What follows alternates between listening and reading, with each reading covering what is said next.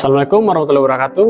Salam sejahtera untuk kita semua. Perkenalkan, saya Al-Amin Syahris, dosen tetap pada program studi S1 Teknik Pertambangan Fakultas Teknik Universitas Muhammadiyah Kendari. Pada kesempatan ini, izinkan saya menyampaikan video yang merupakan bagian dari pernyataan diri dosen dalam Unjuk Kerja Tridharma Perguruan Tinggi atau PDD UKT-PT bidang pengajaran sebagai salah satu tahapan dalam penilaian sertifikasi dosen tahun 2025. Perkenankan saya untuk menjelaskan mata kuliah yang saya ampuh, yaitu Teknik Eksplorasi dengan metode Delivery Interaction dan Assessment. Mata kuliah ini adalah mata kuliah dengan bobot 3 SKS dengan rincian 2 SKS berupa teori dan 1 SKS berupa praktikum. Mata kuliah ini dapat diambil oleh mahasiswa yang telah berada pada semester 4 dan telah menyelesaikan mata kuliah Geologi Dasar dengan nilai minimal D. Mata kuliah ini dibebankan 4 capaian pembelajaran lulusan yang terdiri dari penilaian atas sikap, keterampilan umum, keterampilan khusus, dan aspek pengetahuan. Dari 4 CPL ini, kemudian diturunkan kembali menjadi 9 capaian pembelajaran mata kuliah. Capaian pembelajaran mata kuliah difokuskan agar mahasiswa mampu memahami konsep eksplorasi, mampu menjelaskan eksplorasi langsung, data langsung, hingga mampu menyusun sebuah laporan kegiatan eksplorasi. Dari 9 CPMK yang dibuat, diturunkan kembali menjadi 18 sub CPMK sebagai kemampuan akhir tahapan belajar mahasiswa di setiap minggu perkuliahan. Mata kuliah ini akan mengantar peserta didik memiliki kemampuan memahami pengertian tentang konsep eksplorasi, bahan galian, pentahapan eksplorasi, desain dan pola eksplorasi, serta pengenalan metode-metode eksplorasi endapan bahan galian. Ada 11 materi pokok dalam pembahasan mata kuliah ini. 1. Filosofi eksplorasi dan endapan bahan galian, kemudian dilanjutkan dengan konsep dan pentahapan eksplorasi. Lalu yang ketiga adalah hubungan kondisi geologi dan genesa endapan bahan galian. Keempat, model endapan mineral. Lalu kelima ada penginderaan jauh. Keenam ada eksplorasi geokimia. Yang ketujuh ada eksplorasi geofisika. Yang kedelapan adalah pemetaan geologi atau alterasi. 9 tracing float, paritan dan sumur uji. Lalu 10 metode sampling. Dan 11 adalah pemboran eksplorasi. Pada mata kuliah ini, saya tidak hanya berfokus memberikan ceramah atau penjelasan materi, namun juga mengajak mahasiswa untuk melakukan tanya jawab dan diskusi untuk membuka wawasan mahasiswa terhadap permasalahan yang terjadi. Selain itu, saya juga menunjukkan studi kasus agar pemahaman dalam teori dapat sejalan dengan prakteknya di lapangan. Referensi yang digunakan dalam pembelajaran cukup beragam, diantaranya Applied Mineral Inventory Estimation oleh Alastair. Lalu yang kedua ada Introduction to Mineral Exploration karya Evan. Lalu Undang-Undang Minerba nomor 3 tahun 2020 tentang pertambangan mineral dan batu bara. Lalu SND 505 2019 mengenai pedoman pelaporan hasil eksplorasi dan sumber daya dan cadangan batu bara. Lalu SNI 4726 2019 mengenai pedoman pelaporan hasil eksplorasi, sumber daya, dan cadangan mineral. Komponen penilaian sendiri terdiri dari 50% tugas, 20% UTS, dan 30% UAS, ujian akhir. Dengan tetap memperhatikan syarat bahwa kehadiran mahasiswa minimal adalah 80% dari total kehadiran. Berikut video pembelajaran tatap muka mata kuliah teknologi di pekan keempat. Oke, selamat siang teman-teman mahasiswa semua. Hari ini kita di mata kuliah ini teknik eksplorasi ini sudah pada pertemuan keempat. Pertemuan sebelumnya saya kira kita sudah membahas mengenai keterdapatan endapan mineral. Mungkin teman-teman mahasiswa mungkin harusnya masih ingat tentang materinya. Dan untuk materi kali ini kita akan bahas mengenai eksplorasi tidak langsung. Jadi di dalam materi ini harapannya setelah materi ini selesai, artinya setelah hari ini selesai, itu teman-teman mahasiswa semua mampu melakukan 4 hal. Yang pertama, mampu menjelaskan pengertian penginderaan jarak jauh, macam-macam penginderaan jarak jauh serta kelebihannya, dan macam-macam penginderaan jarak jauh. Yang kedua adalah kelebihan serta kekurangan penginderaan jarak jauh. Yang ketiga itu mampu menjelaskan pengertian eksplorasi geokimia dan eksplorasi geofisika, serta mampu mengetahui macam-macam eksplorasi geokimia dan geofisika. Lalu mampu juga menjelaskan kelebihan serta kekurangan eksplorasi geokimia dan geofisika. Jadi poin-poin ini nanti harapannya teman-teman bisa kalau teman-teman mahasiswa bisa dapat, bisa pahami, bisa kuasai setelah materi hari ini selesai. Oke, jadi kita mulai saja. Seperti saya state di slide sebelumnya bahwa ada 5 yang kalian bisa kuasai. Tapi dari 5 itu dikelompokkan kurang lebih ada 3 jenis. Ada penginderaan jauh, ada metode eksplorasi geokimia, ada metode eksplorasi geofisika. Ada 3. Jadi mungkin ada beberapa yang lain jenis-jenis ini, tapi fokus kita di 3 ini. Penginderaan jauh, 1, metode eksplorasi kimia, metode eksplorasi geofisika. Sebenarnya kalau ada kalimat eksplorasi tidak langsung, harusnya kan secara kontekstual harus ada juga eksplorasi langsung. Masa ada kalimat ada eksplorasi langsung, tapi tidak ada pasangannya. Kenapa dibilang tidak langsung? Karena memang ada yang langsung. Apa beda yang mendasar eksplorasi tidak langsung dan eksplorasi langsung? Langsung ini maksudnya langsung bukan berarti langsung dilakukan ya. Tapi namanya eksplorasi kan kita mencari sesuatu. Konteksnya adalah endapan mineral. Nah, eksplorasi tidak langsung artinya eksplorasi yang mencari sesuatu yang berhubungan dengan endapan, tapi tidak bersentuhan dengan endapannya. Nah, itu eksplorasi tidak langsung. Jangan diartikan eksplorasi tidak langsung ini adalah eksplorasi yang dilakukan oleh orang lain, lalu kita mengambil hasilnya, bukan seperti itu. Eksplorasi tidak langsung adalah eksplorasi yang tidak berhubungan langsung dengan endapannya. Nah, itu kita bisa lihat di poin nomor 1. Tidak secara langsung bersentuhan dengan objek eksplorasinya. Caranya seperti apa? Caranya dengan memanfaatkan anomali-anomali atau memanfaatkan sifat-sifat fisik dari endapan tersebut. Entah sifatnya yang misalnya dia semikonduktor, atau dia misalnya sifat magnetisnya. Itu yang dicari. Jadi tidak berhubungan langsung. Atau mineral-mineral pembawanya. Banyak. Nah, yang setelah kita dapat itu, apalagi yang kita mau ini kan? Bagaimana cara mengolahnya? Ya, cara olahnya ya diambil yang aneh. Yang aneh itu makanya yang anomali, yang tidak biasa. Karena kalau biasa kan ada semua. Bagaimana kita mau mencari sesuatu, tapi cirinya ada di semua hal. Ada di semua misalnya. Analoginya sederhana, misalnya saya mau cari misalnya Iwan misalnya. Tapi kan saya tidak tahu Iwan ini yang mana. Ciri-cirinya misalnya Iwan ini ada hidungnya, lah semua juga ada hidungnya. Iwan ini ada telinganya, lah semua ada telinganya. Itu kan tidak anomali. Artinya tidak secara umum semuanya ada. Tapi yang anomali ini misalnya Iwan ini kalau jalan tidak bisa pelan-pelan. Harus lari dan lompat. Nah, jadi setiap saya lihat yang lompat, kayaknya ini Ikhwan. Gitu. Saya belum tentu ini Ikhwan, tapi kayaknya ini Ikhwan. Nah, Ikhwan ini misalnya pakai kacamata. Nah, itu bisa diambil, ini anomali. Kenapa juga seperti itu?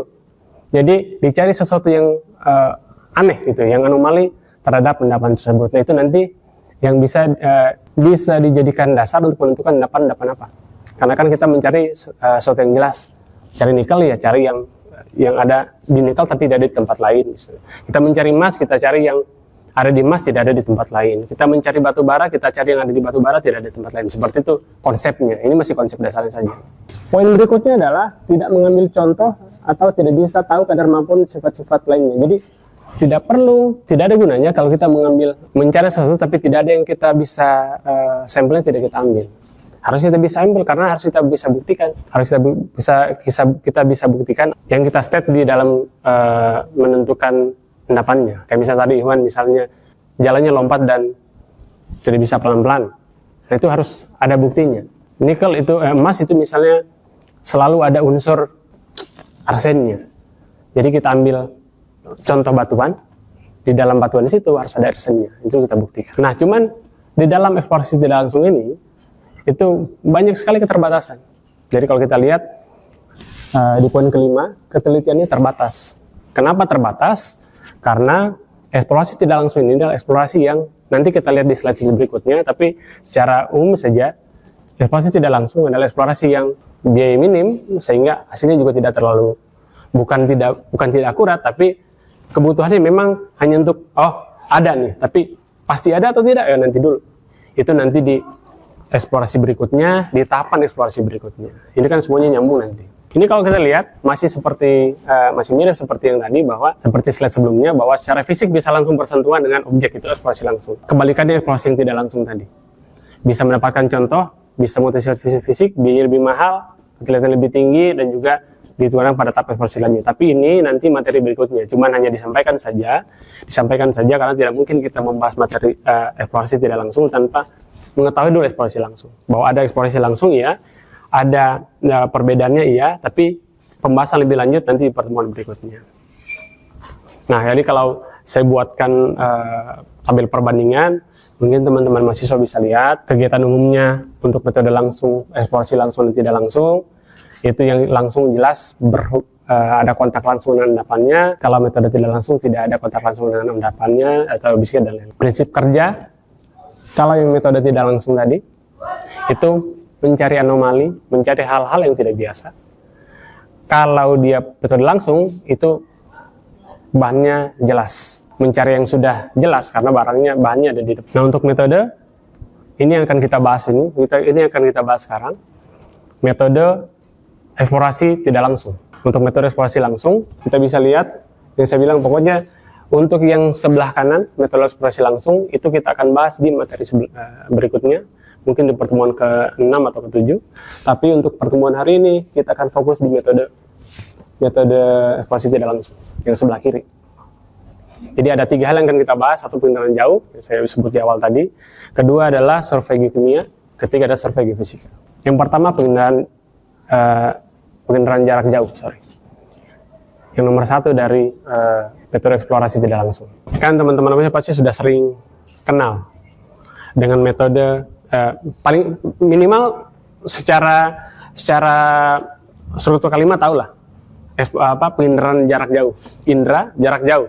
Artinya ya yang terlihat tapi bukan dari dekat, dari jarak jauh, namanya penginderaan jauh. Nah, ini dilakukan dengan menggunakan bantuan kamera. Sekarang kan sudah canggih, bisa pakai drone. Tapi jelas kalau misalnya dibayangkan satu foto diambil dari atas, kita ambil dari ketinggian, dari atas, satu foto langsung menggambarkan keseluruhan, jelas tidak.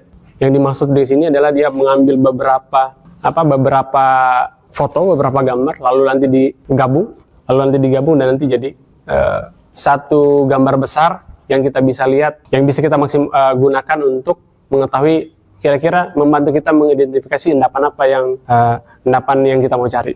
Contoh misalnya seperti ini. Ini contoh citra saja. Ini contoh penggunaan foto drone. Bukan hanya satu foto, ini puluhan foto, mungkin ratusan foto yang digabung. Ini tampilannya saja kecil, tapi sebenarnya kalau di zoom pun kelihatan detail.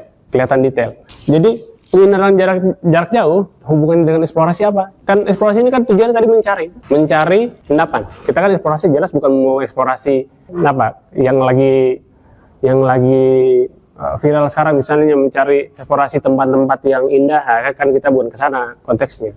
Kita eksplorasi mineral, ya kita mau cari mineral. Terus bagaimana kita manfaatkan foto ini untuk mencari endapan misalnya? Bagaimana kita memanfaatkan misalnya? Saya sudah ambil foto pengenalan jarak jauh, seperti ini hasilnya, mau dimanfaatkan untuk mencari nikel misalnya. Bagaimana cara memanfaatkannya? Memang dilihat saja bisa? Sebenarnya bisa, cuman dengan syarat kita harus mengerti dulu nikel itu seperti apa. Karena dari foto ini kita bisa bikin beberapa hal. Contoh misalnya, dari foto ini kita bisa bikin peta topografi. Jadi ini kan fotonya memang 2 dimensi, tapi kita bisa sebenarnya ambil ini kalau kondisi aslinya itu sebenarnya bentuknya 3 dimensi. Oke? Jadi kalau dilihat ini sebenarnya 3 dimensi. Kita bisa bikin paling sederhana, misalnya kita bisa bikin topografi dari sini. Topografi dari foto pengenalan jarak jauh ini. Dari topografi kita bisa lihat lokasi-lokasi yang agak landai mana, ya kan? Lokasi yang curam mana, yang punya kemiringan tertentu di mana. Terus apa gunanya kita tahu hal itu? Nah, nikel ternyata itu kaya di tempat-tempat yang secara topografi tidak terlalu landai, tapi juga tidak terlalu curam. Kenapa? Karena nikel itu kan dia butuh dari proses pelapukan. Kalau di matematika dasar pasti dijelaskan.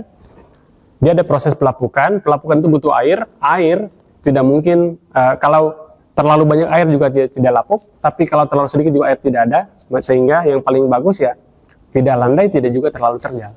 Nah, itu bisa kita lihat dari foto ini. Setelah kita olah menjadi topo misalnya, kita bisa maksimalkan ke sana, ya kan? Nah, cuman kan belum tentu. Makanya kalau masih ingat tadi di slide sebelumnya bahwa akurasinya tidak terlalu tinggi. Karena kan tidak semua di tempat yang saya jelaskan tadi ada nikelnya. Bisa jadi ada, bisa jadi tidak. Tapi kalau di tempat yang datar, besar kemungkinan tidak akan begitu saja. Cuman pasti ada ya belum tentu. Seberapa persen ya tidak tinggi-tinggi amat. Jadi memang ini tahapan awal yang dilakukan untuk orang eksplorasi. Karena konsep eksplorasi itu selalu saya ulang-ulang, eksplorasi itu hanya buang uang. Tidak ada pemasukan, hanya mengeluarkan uang saja. Bagian kedua, eksplorasi geokimia. Ini eksplorasi geokimia sama seperti penginderaan jauh, tapi dia tidak menggunakan foto, tapi memaksimalkan unsur-unsur kimia yang ada di dalam endapan nikelatrit. Endapan yang kita cari. Ya konteksnya kita mencari nikelatrit dan nikelatrit. Contoh misalnya emas.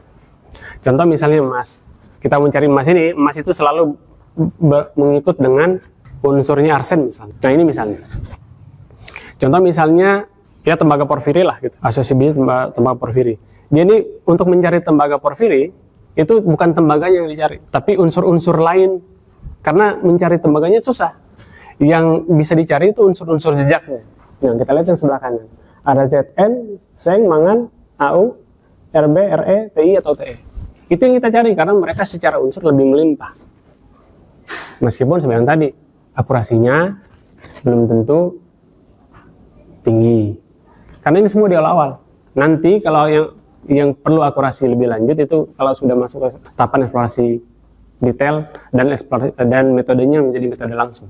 Kalau metode langsung jelas, barangnya jelas karena barangnya sudah ada di depan mata, barangnya sudah ada di depan, tinggal menguji kadarnya tinggal lab, jadi nilainya pasti, ya bukan pasti tapi akurasinya tinggi, apalagi sebarannya ya bisa dihitung, karena barangnya sudah sampelnya ada, itu bedanya.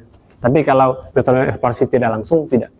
Jadi mau itu penginderaan jauh, mau itu geokimia, geofisika, tidak.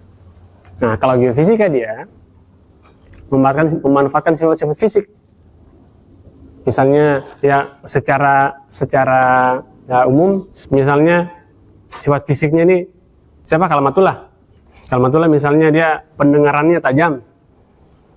Kalau Febri misalnya, Febri ini bukan pendengarannya tajam tapi penglihatannya yang tajam. Jadi kalau sifat geofisika dia, Kalamatullah ini dikasihkan kasihkan suara, kalau dia bisa dengar berarti itu Kalamatullah. Kalau tidak bisa dengar, bukan berarti tuli, tapi dia tidak bisa mendengar suara yang tidak sensitif pendengarannya. Nah itu kan kita tidak tahu. Tapi kalau dia bisa mendengar yang sensitif itu Kalamatullah misalnya. Febri misalnya dia sifatnya dia cahaya bisa melihat sensitif sama cahaya. Jadi dikasih cahaya sedikit, oh dia bisa lihat itu. Nah, seperti itu juga nanti di endapan. Jadi kalau endapan misalnya mengantar listriknya bagus, dikasihkan gelombang tertentu, ketika dia mampu membalikan, berarti dia tidak menolak gelombangnya. Nah bisa dicek yang menolak gelombang itu ternyata unsur-unsur ini A, B, C, D, F gitu. Kurang lebih seperti itu. Oke, dari sini ada pertanyaan. Perkenalkan, nama saya Muhammad Iqbal Alfansyah. Jadi saya ingin bertanya tentang eksplorasi, Pak. Jadi di sini tadi sempat kita bilang bahwa eksplorasi dia itu tidak menambah yang namanya dana, tetapi mengeluarkan dana. Jadi dana di sini yang dimaksud contohnya seperti apa? Contohnya apakah seperti pengujian namanya ke bor untuk drill hole-nya atau hal yang lainnya? Mungkin Bapak bisa jelaskan. Sekian, terima kasih. Oke. Saya Pak. Oke, silakan. Sebelumnya perkenalkan, nama saya Renaldi Atmaja Kadir. Adapun pertanyaan saya mengenai eksplorasi tidak langsung ini, apakah melihat peta geologi termasuk juga eksplorasi tidak langsung? Mungkin itu saja Pak pertanyaan dari saya. Mungkin Bapak bisa jawab. Assalamualaikum warahmatullahi wabarakatuh. Waalaikumsalam warahmatullahi wabarakatuh. Oke, untuk pertanyaan pertama tadi dari Ikhwan tentang pengeluarannya. Kalau di industri pertambangan, pemasukan itu kan hanya ketika kita sudah menambang, ya kan? Hanya ketika sudah menambang. Jadi kegiatan sebelum menambang itu semuanya tidak ada pemasukannya, tidak ada untungnya. Apa untungnya orang eksplorasi? Kan tidak ada. Eksplorasi hanya akan untung ketika yang dia cari ada dan bernilai ekonomis. Jadi artinya yang dicari dapat, bernilai ekonomis, dan ditambang menghasilkan sesuatu, ya balik modal. Tapi kalau sebelum itu semua hanya pengeluaran. Maka dari itu sebenarnya ada grafik, di pertemuan pertama selalu saya tunjukkan, ada grafik pengeluaran dan resiko. Di awal itu resikonya tinggi, sehingga orang tidak berani keluarkan uang banyak. Seiring waktu, resiko ini akan turun dengan kegiatan-kegiatan operasi, dan pengeluaran karena resikonya turun akan meningkat. Karena semakin maju tahapan kegiatannya, dan yang dibutuhkan juga semakin banyak. Eksplorasi saya sebenarnya sudah banyak itu. Apalagi nanti di tahapan-tahapan berikutnya. Jadi karena ya normalnya orang tidak akan berani menyimpan uang berinvestasi banyak di situ ketika risikonya tinggi. Nah, seiring waktu karena risikonya sudah turun tadi, jadi investasinya bisa semakin tinggi. Makanya itu tadi bagian eksplorasi itu semua pengeluaran. Jadi kurang lebih begitu. Kenapa semua pengeluaran dan kenapa tidak banyak yang dikeluarkan di awal? Karena risikonya tinggi. Kurang lebih seperti itu kawan ya. Pertanyaan kedua tadi mengenai peta geologi. Jadi kalau pengindaran jauh bukan berarti kita tidak pakai peta geologi. Peta geologi itu di tahapan sebelumnya. Bukan kita tidak pakai ya. Ini kan yang kita mau bikin. Peta geologi tidak mungkin kita mau bikin lagi sendiri. Karena ketika kita mencari kita harus sudah punya nih pegangannya peta geologinya seperti apa. Nah dari situ baru kita terbangkan, misalnya terbangkan drone untuk bikin peta misalnya. Ambil pengindaran jauh misalnya kan. Memang peta-peta juga tapi kan berbeda. Memang peta juga tapi berbeda. Dia akan lebih fokus lagi nanti. Jadi bukan berarti ya, kita tidak pakai peta geologi ya tidak. Tetap kita pakai peta geologi. Karena sebentar kalau kita tidak tanpa punya peta geologi misalnya kita terbangkan drone saja di mana-mana. Ada yang tidak landai, oh kayak ini di lorong Jati, di Gunung Jati misalnya, oh ini agak sedikit tidak terlalu curam, kayaknya ada nikel di bawahnya. Tapi kan tidak begitu. Tentu kalau kita sudah overlay dengan peta geologi, kita lihat bahwa ini batuannya ada nikelnya atau tidak. Nah, ini kemungkinan batuannya ultra basah, ada nikelnya. Kita terbangkan nih drone-nya di situ. Oh, setelah kita terbangkan di daerah yang batuannya ultra basah, kita batasi. Nah, daerah-daerah sini kemungkinan ada. Nah, jadi tidak serta-merta kita langsung buat peta dan lain-lain. Langsung melakukan kegiatan yang termasuk dalam eksplorasi tidak langsung. Kurang lebih begitu ya. Oke, kalau begitu coba jadi masing-masing nanti saya bagi beberapa kelompok. Jadi kan ini ada tiga kegiatan untuk eksplorasi tidak langsung. Ada tiga kegiatan utama. Satu pengindaran jauh, metode geokimia dan metode geofisika. Nanti bisa dibantu bikin satu kelompok kecil untuk bikin 3 kelompok. Masing-masing akan cari tahu dulu tentang kegiatannya masing-masing. Yang dapat pengindaran jauh ya pengindaran jauh, yang dapat geofisika, geokimia. Nah, setelah nanti beberapa waktu nanti kita diskusi kembali terkait ini. Oke? Bikin kelompok dulu.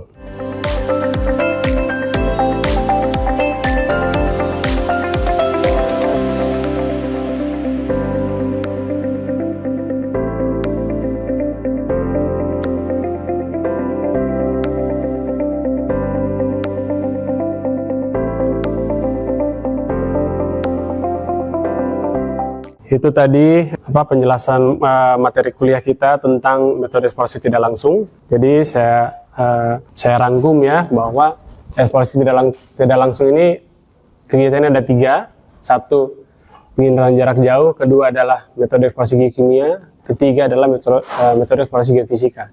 Dan ketiga-tiganya ini semua dilakukan di tahap-tahap awal eksplorasi. Kenapa? Seperti yang pokoknya tadi sesuai dengan pertanyaan Iwan bahwa karena ini semua biaya yang dikeluarkan tidak besar, karena orang takut untuk keluarkan uang di awal-awal, sehingga cara ini dianggap cukup mewakili untuk sebagai tahap awal untuk pencarian suatu endapan tertentu. Itu yang pertama. Kedua, teman-teman mahasiswa tadi sudah membagi kelompok, sudah dibagi ke dalam tiga kelompok, masing-masing satu kegiatan. Dan dari situ juga tadi kita sudah diskusi antar kelompok sudah menjelaskan masing-masing apa yang dia tahu kepada kelompok lain. Jadi secara umum saya kira kelompok yang satu memahami dua kelompok yang lainnya. Jadi yang pengenalan jarak jauh sudah menjelaskan dan ditangkap oleh dua kelompok yang lain. Dan begitu juga untuk kelompok yang metode psikologi kimia dan metode psikologi fisika. Saya harap teman-teman mahasiswa semua dengan mengikuti perkuliahan hari ini, saya harap yang target yang kita set di awal bahwa mampu ada 4 poin yang kita set di awal itu semua teman-teman mahasiswa bisa dapat dan bisa lakukan. Baik, terima kasih. Untuk pertemuan berikutnya kita akan bahas, mungkin karena hari ini kita belum bahas terlalu studi kasus yang realnya. Jadi pertemuan berikutnya mungkin kita selingi dulu dengan studi kasus untuk metode eksplorasi langsung, lalu kita lanjutkan eksplorasi langsung. Karena tadi juga di slide-slide sebelumnya, slide-slide yang tadi saya tampilkan, saya sempat menyinggung eksplorasi langsung. Tapi itu nanti kita bahas di pertemuan berikutnya. Oke, jadi terima kasih sudah hadir. Sampai ketemu lagi di pertemuan berikutnya. Assalamualaikum warahmatullahi wabarakatuh. Baik, terima kasih. Itulah tadi hasil video pembelajaran saya untuk mata kuliah teknik eksplorasi. Saya harap dengan mengetahui materi-materi tersebut, teman-teman mahasiswa semua dapat mengaplikasikan ilmu yang didapat di kelas untuk nanti dipraktikkan di lapangan. Terima kasih. Assalamualaikum warahmatullahi wabarakatuh.